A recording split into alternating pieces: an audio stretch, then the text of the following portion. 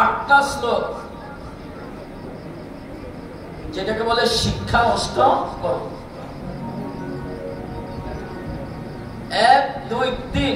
3 নম্বর শ্লোকটা কি বলছে? ত্রিনাদপি শুনিছেন তরুরিভ সহিষ্ণুতা অমানীন মানে দেনা কীর্তনিয়া সদায় হরি।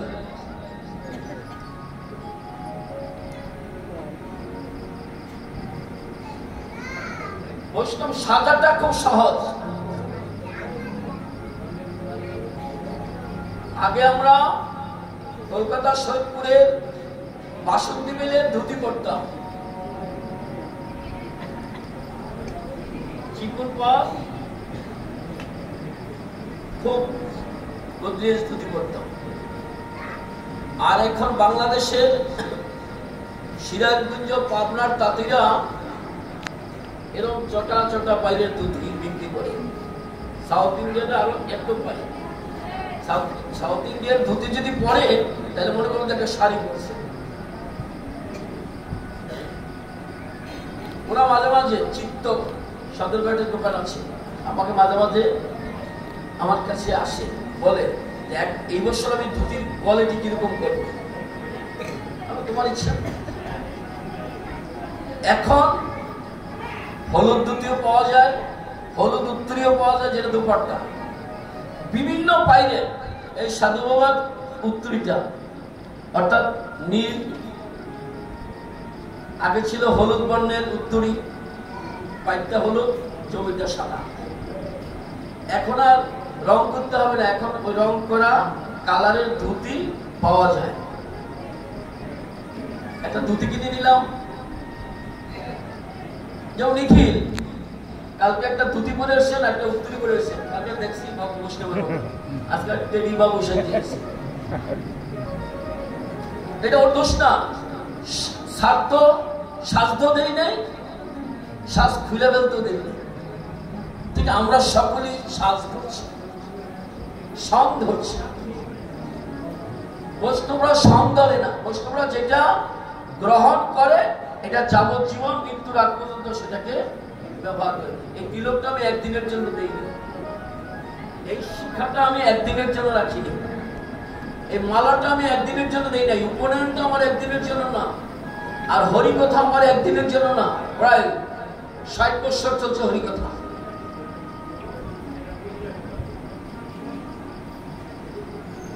এই যে বৈষ্ণব ভেষ ধরছি আবার ছেড়ে দিচ্ছি।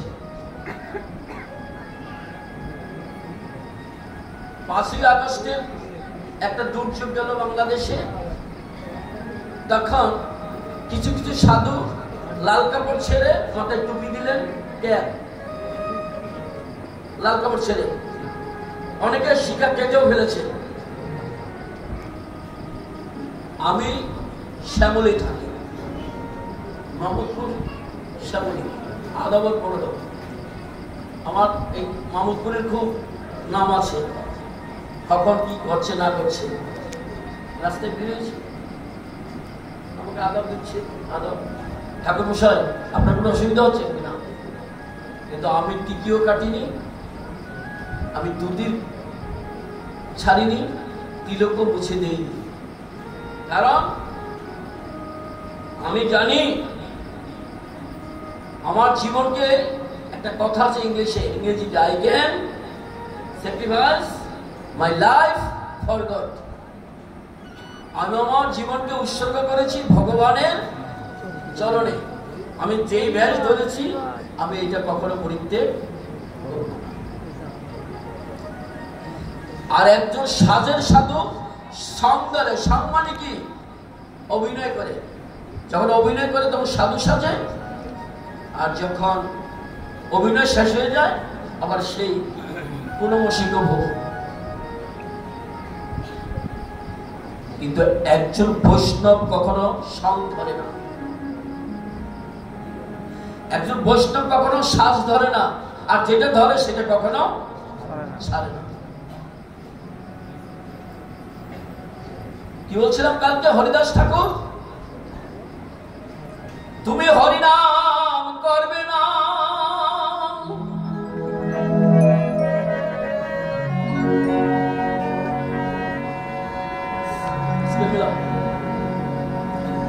তুমি হরিনাম গাইবে না,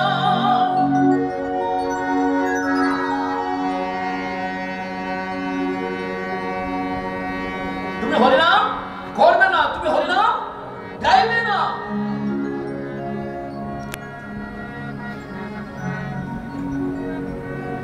তুমি জবরের সন্তান, তুমি এই নাম করতে পারো না। হরিদাস কি উত্তর দিলেন? খন্ড খন্ড হইয়া যদি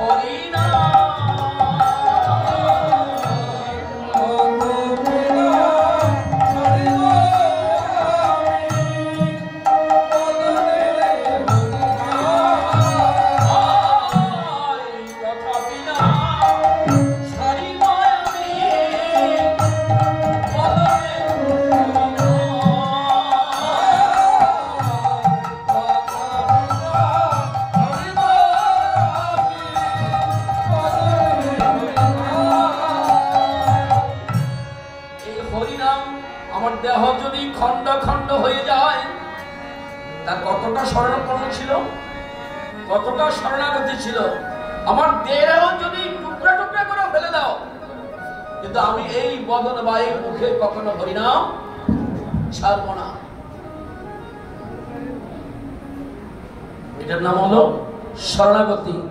আর একটু দূর্যে দেখলে টিকিমালা বলতে শেষ করে দেই, কতটা ভগবানকে সমর্পণ করেছ।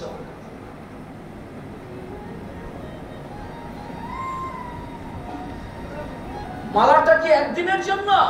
গুরুকরণ কি ওয়ান টাইম? তিলক কি ওয়ান টাইম? মালা জপ কি ওয়ান টাইম? সাধুত্ব কি ওয়ান টাইম? একটা মেয়ের বিয়ে হয়েছে, শাখাটা কি বিয়ে পর্যন্তই তারপরে শেষ? ধর্মর নিত্যানন্দ পতিমূল গৌরচন্দ্র, ধর্মর নিত্যানন্দ পতিমূল গৌরচন্দ্র,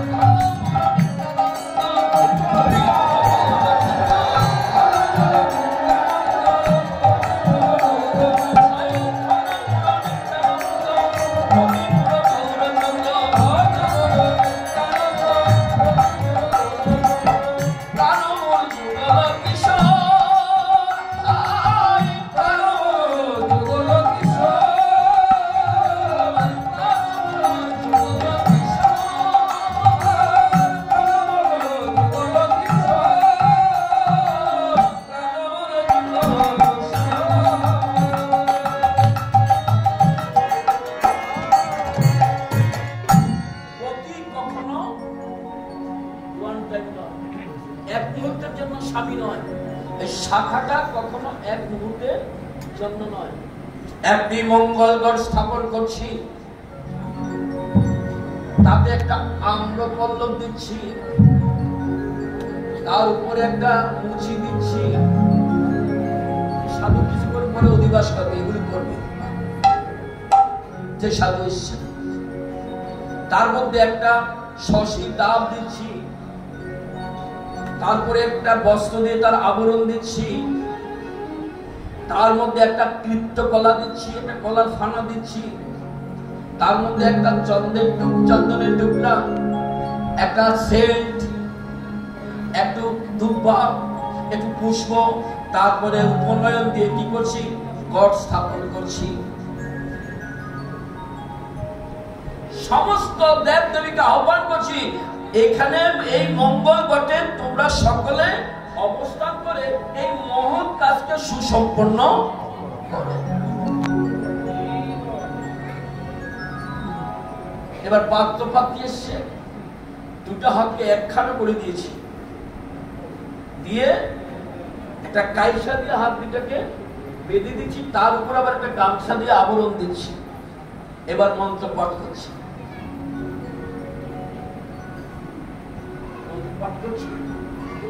বলে কি বলছি যে আজ থেকে একে অপরের সম্বন্ধ সৃষ্টি হলো। তুমি তার দায়ভার গ্রহণ করো আর তুমিও তার দায়ভার মেনে নাও। 2-3 দিন পর আবার ভাত খাবার হয়। ভাত খাবার হলে কি করে, একটা থালার মধ্যে কতগুলো অন্ন বিভিন্ন রান্না করে একটা কাপড় দিয়ে একটা ইত্যাদি দিয়ে এবার বর স্ত্রীর হাতে তুলে দিচ্ছে যে আজ থেকে তোমার ভাত খাবারের দায়িত্ব নিলাম।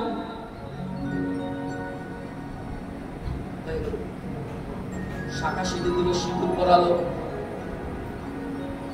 কিন্তু বাড়ি দিয়ে কি সিঁদুরটা মুছে ফেলে শাখাটা খুলে ফেলে? এই দুটো হলো তার সম্বন্ধের প্রতি। আমার যে বিবাহ হলো, আমি যে বিবাহিতা, এটার নিদর্শন দিয়ে দিল। আর আমার বৈষ্ণব কবি নরোত্তম ঠাকুর কি সুন্দর কথা বলছেন, ধনমুর নিত্যানন্দ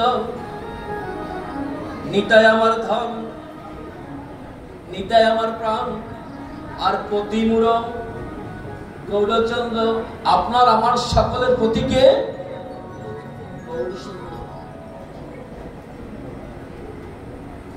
কি বলছেন উনি তার কীর্তনের ভাষায় বলছেন কি, ধনমুর নিত্যানন্দ, প্রতিমূর গৌরচন্দ্র।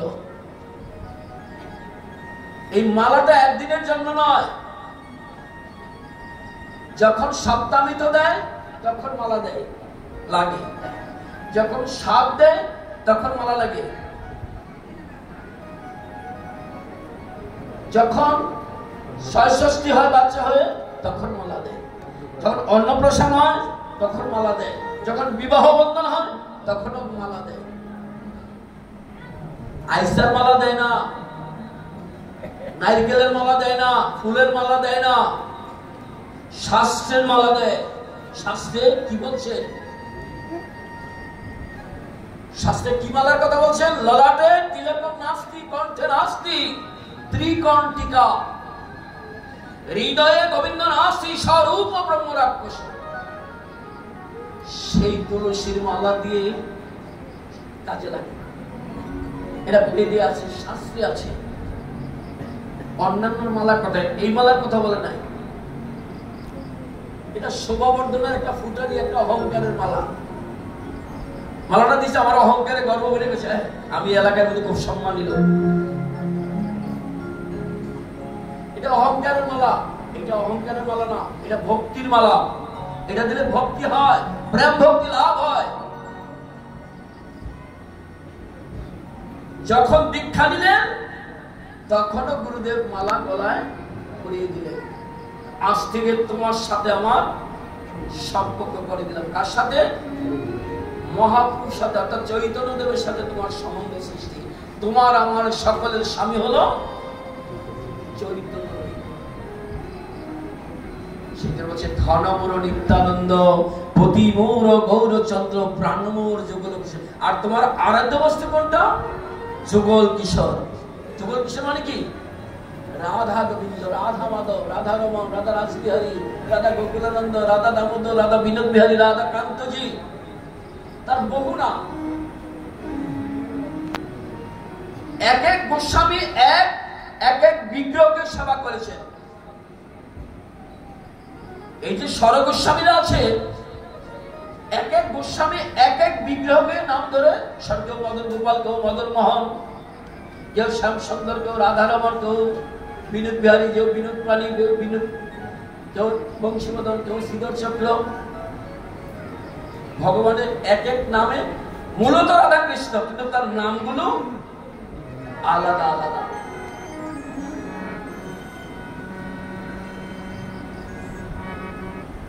কালকে কি বলছি, যেই তীর্থে সাধু নাই,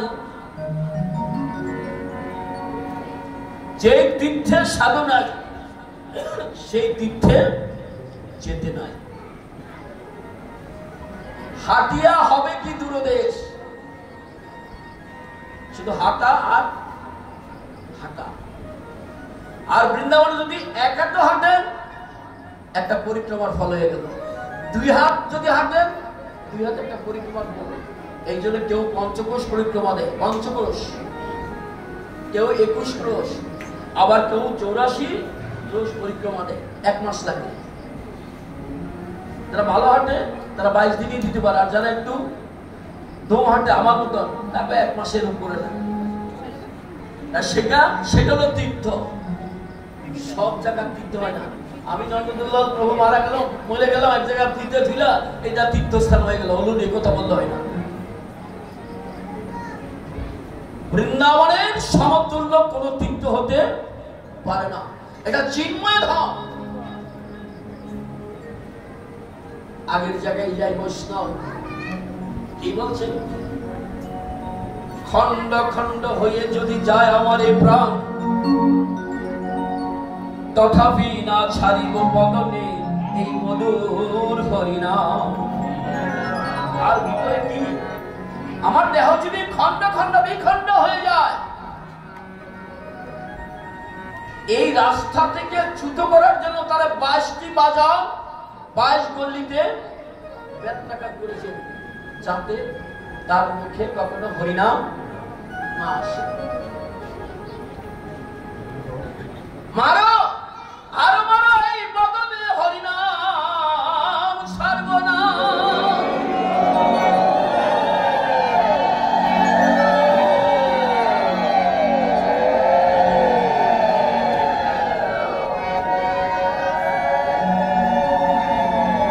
নরসিংদী পাঠে গেছি, 5 দিন থেকে পাঠ করে লাস্টের দিন পাঠ করতেছি। একটা দোকান উদ্বোধন করতেছে, সেখানে কেবল বাজি ফুটাচ্ছে। কতগুলি মেয়ের ছেলে যেখানে দেয় সেখানে অশান্তি, অথচ দেশে গন্ডগোল লেগেছে না, পাঠটারই একবার ধ্বংস করে দিল।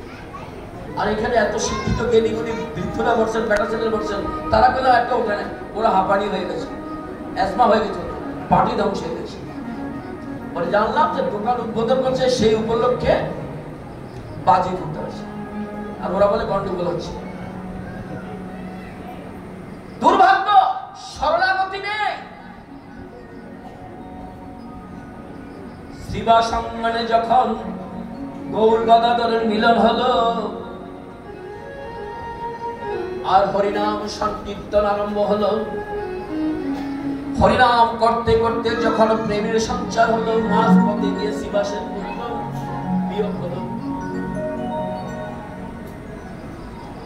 শিবাসের স্ত্রী মালিনী দেবী পুত্র বিরহে কাঁদছে।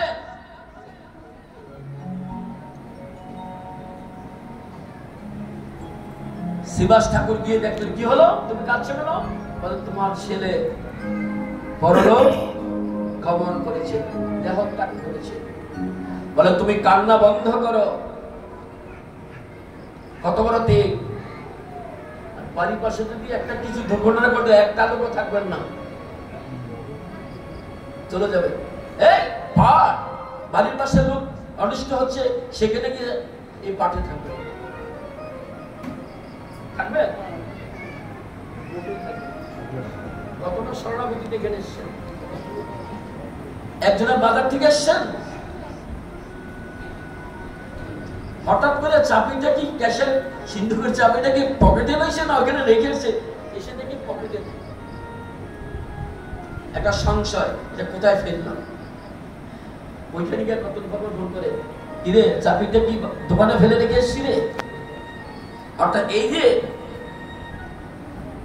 ওরে চঞ্চল জীবন শ্রুতি প্রবাহিত কালের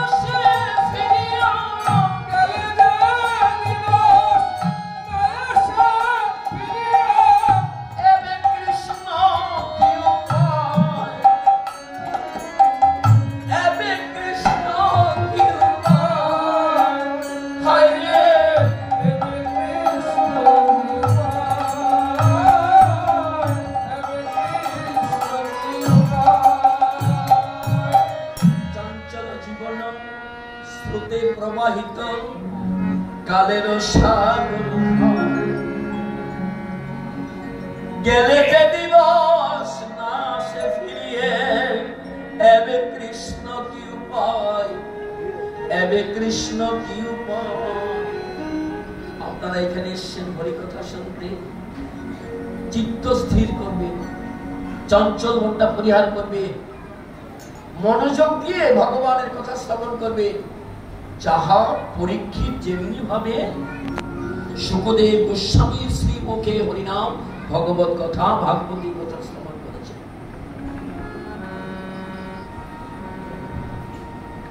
চাবি রেখেছেন কিনা, দরজায় তালা দিয়েছেন কিনা, এটা যদি ভাবেন তাহলে কেউ বিস্মিত হয়ে যায়, মনটা এখানে থাকে না, দুদিকে। তাই বলছে চঞ্চল জীবন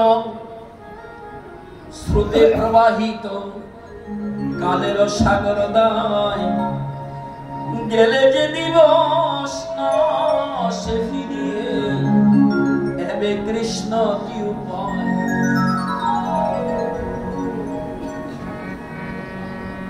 হরিদাস বলছেন কি, আমার দেহ যদি খন্ড খন্ড করে ফেলে দাও, আমি এই বদনে মধুর হরিনাম কখনো পরিত্যাগ করব না। আর আপনি যদি হরিনাম করতে বাধা দেন, ঠিক আছে, বাধাই যেত আজকাল হরিনাম, তাহলে আপনার শরণাগতিটা কথাই রইল। কিভাবে শরণাগতিটা থাকবে? দুঃশাসন বললেন, দুর্যোধন দুঃশাসনকে বললেন, তুমি এর কাপড় টেনে খুলে দেব, এই রাজসভায় তাকে তুমি অপমান।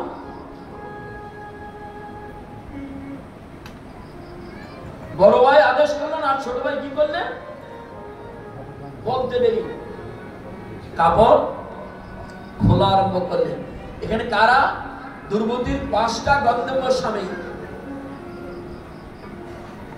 তার মধ্যে বড় বড় যোদ্ধা অর্জুন, ভীম, প্রায় যোদ্ধা, পিতামহ ভীষ্মদেব, গুরু দ্রোণাচার্য, কৃপাচার্য, কুন্তী দেবী, মাদ্রী দেবী, ধৃতরাষ্ট্র, সকলেই চতুর্দিকে, আরো কিছু, এবং ভক্ত শ্রেষ্ঠ বিদুর। তার কাপড় টেনে খুলে ফেল। দুর্বুদ্ধির মনে মনে একটু অহংকার ছিল, আমার 5টা গন্তব্য স্বামী আছে, এক এক স্বামী বড় বড় এক একটা যোদ্ধা, আমাকে কেউ এই সবাই অপমান করতে পারবে না।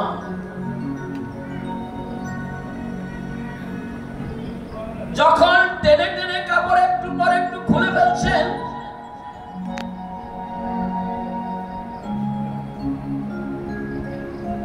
দেখলো যে তার পঞ্চস্বামীও তাকে রক্ষা করতে পারছে না। তারপরে আবার তার মধ্যে আরেকটু অহংকার হলো, আরে গুরু দ্রোণাচার্য, কৃপাচার্য, পিতামহ ভীষ্মদেব, এরা থাকতে কি আমার এগুলি খুলবে? এতটা পারবে নির্মম ভাবে? কাপড় খুল দিয়েছে, রক্ষা পাচ্ছে। তারপরে কি করলেন? যখন দেখলেন দুটো শরণাগতি নষ্ট হয়ে গেছে, এক হাতে কাপড় দিয়ে বলছেন, প্রভু তুমি রক্ষা করো। এক হাতে বলছেন, শরণাগতি নাই এক হাতে, আর এক হাতে কোথায় ধরেছেন? কাপড়ে ধরেছে নিজে।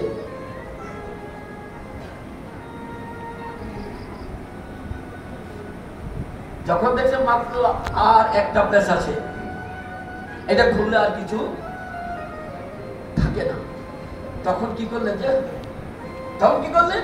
হাতটা উঠে বললেন, শঙ্কর মধুসূদন বিপদ ভঞ্জন হরি হরি।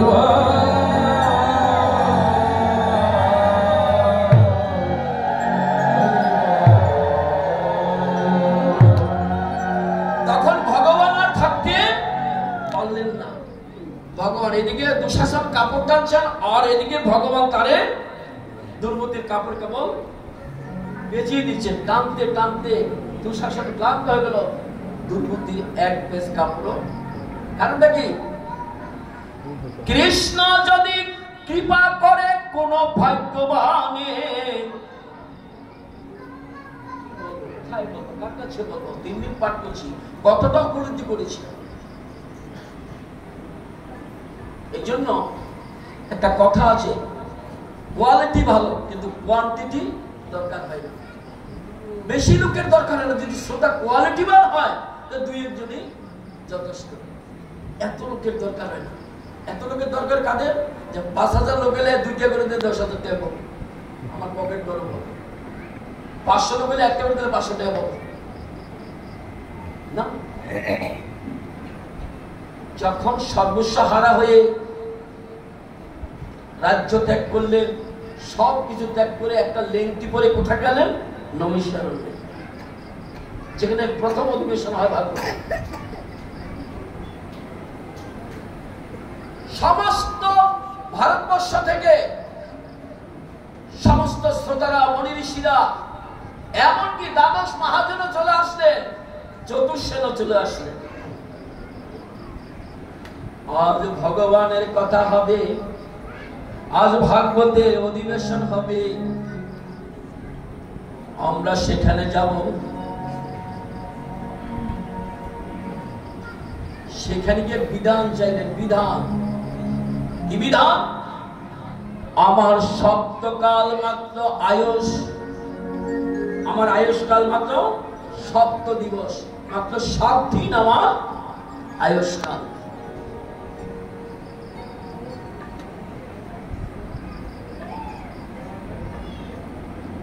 আমি কি মরবই?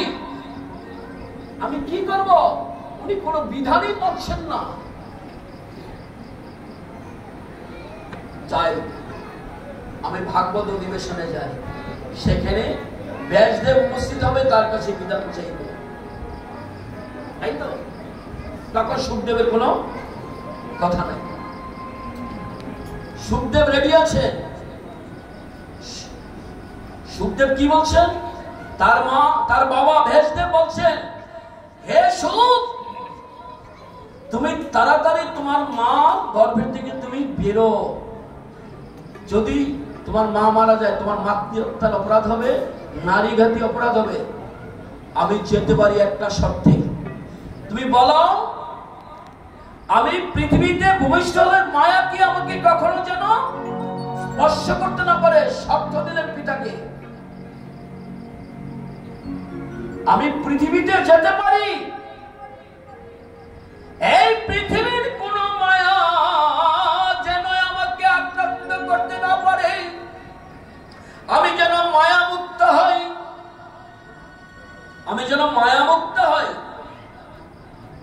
মায়া যেন আমাকে কোনোদিন স্পর্শ করতে না পারে। পিতা বললেন, তথাস্তু, মায়া কখনো তোমাকে স্পর্শ করবে না। তিনি অর্থাৎ ভাগবত যে বর্ণনা করবেন, কার কাছে? সেই শ্রোতা এখনো সৃষ্টি হয় নাই। দৈবনাম বিচিত্র গতি। ওই দিন সুখদেব, ওই দিন পরীক্ষিত মহারাজ যদি ওই সাধকের গলায় যদি মৃত সর্প না দিতেন, সাধকের পুত্র তাকে যদি অভিশাপ না দিতেন, আজ এই জগতে ভাগবত প্রকাশ হতো না। নিতাই গুরু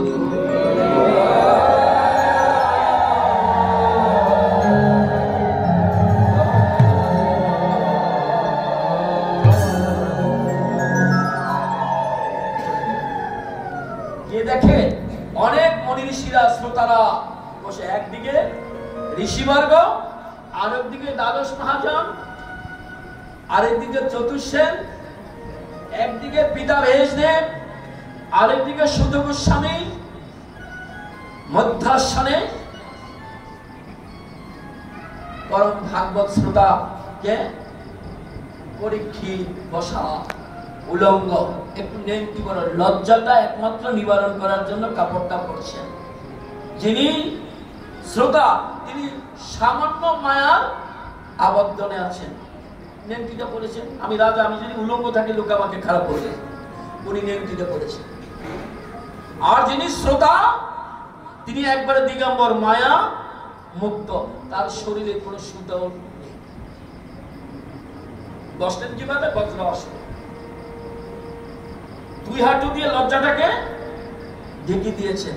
পিতা বেশদেব বেশ্যার সন্তান ছেড়ে দিলেন, সেই বেশ্যার সন্তান ছেড়ে বসলো সুখদেব, তাই এর নাম হলো সুখাসন।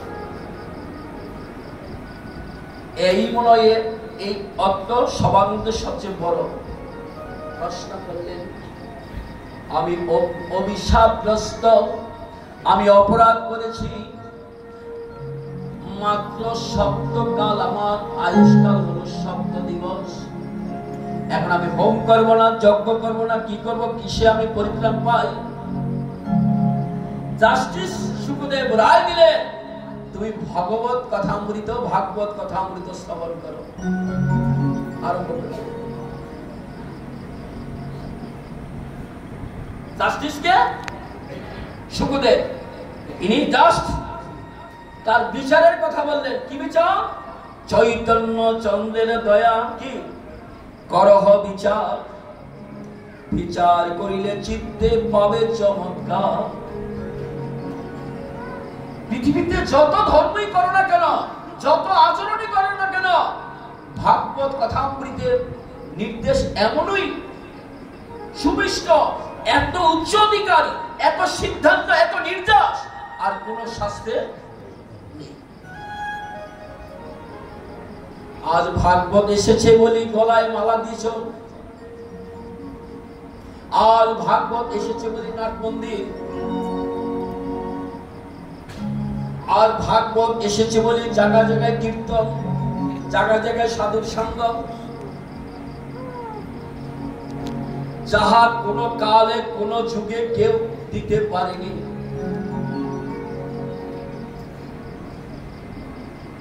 চৈতন্য চন্দ্রের দয়া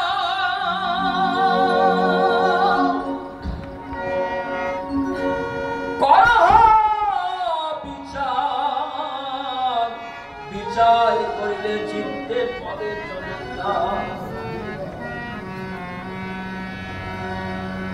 যে বিচার আমাদের মধ্যে রায় নিয়ে